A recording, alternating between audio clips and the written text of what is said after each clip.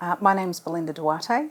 I am the CEO of Culture is Life and hold a range of board appointments as a non-executive director.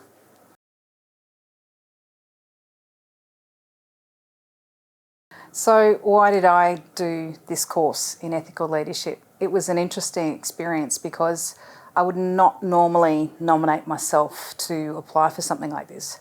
And I had two women separately that didn't know each other encourage me to apply. So initially why I applied was because other women recognised that I had the capabilities of somebody that they felt was the right fit for an opportunity like this. So as women, we don't often get back ourselves. So to have other women encourage me to apply was a big reason why I actually did this course. And, personally, every day of my work in working around Aboriginal and Torres Strait Islander social justice, and social emotional well-being, when you're working on really progressive agendas, it often means that there's very considered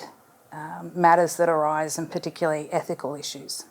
Yeah. Okay, I'll actually, as an Aboriginal and Torres Strait Islander woman working in the spaces of social justice for First Peoples, there's often, cultural differences and ethical differences that arise day to day when you're really looking to progress some significant social change in that area. So I just felt like it was a real opportunity to be disciplined in a program, to take that time and space to really work through how I can improve and navigate it and have the skills to improve how I deal with those situations.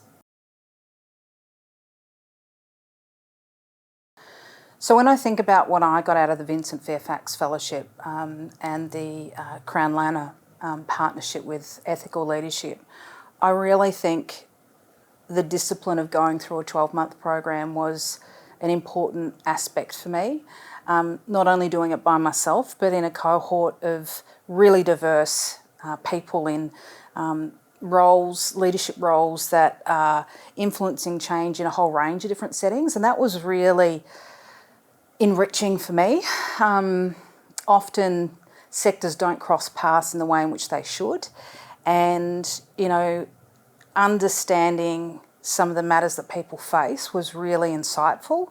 But it also showed me that in so many ways where I can often feel really alone, that, people have the similar challenges just in different environments. Now, the underlying matters might be different, but the approaches and,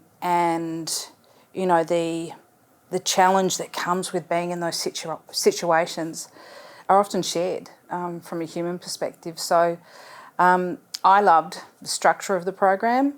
I loved the people within the program. I loved the layers of how it was structured so that you got, time to do that individual reflection. You got coaching opportunities which allowed for you to really be specific around outcomes you want to achieve.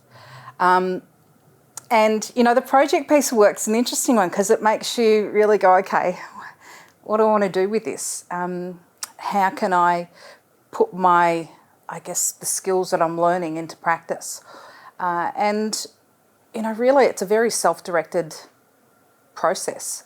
I like that about the work in, this program. It's because they're often really busy people, and to take the time to refine your craft is so important. So I'm really thankful for the opportunity.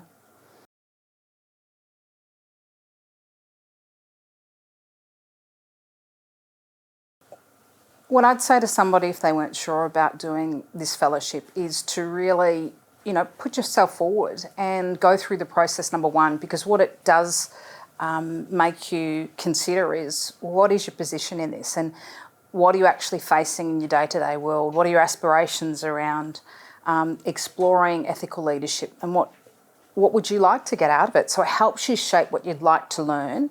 And if the opportunity arises, I just think We're talking about how many of us had that experience of imposter syndrome. Still, at the end of 12 months, we talk through how we can feel quite overwhelmed by the talent and expertise in the room. But the most important thing is that your uniqueness is what is special about this.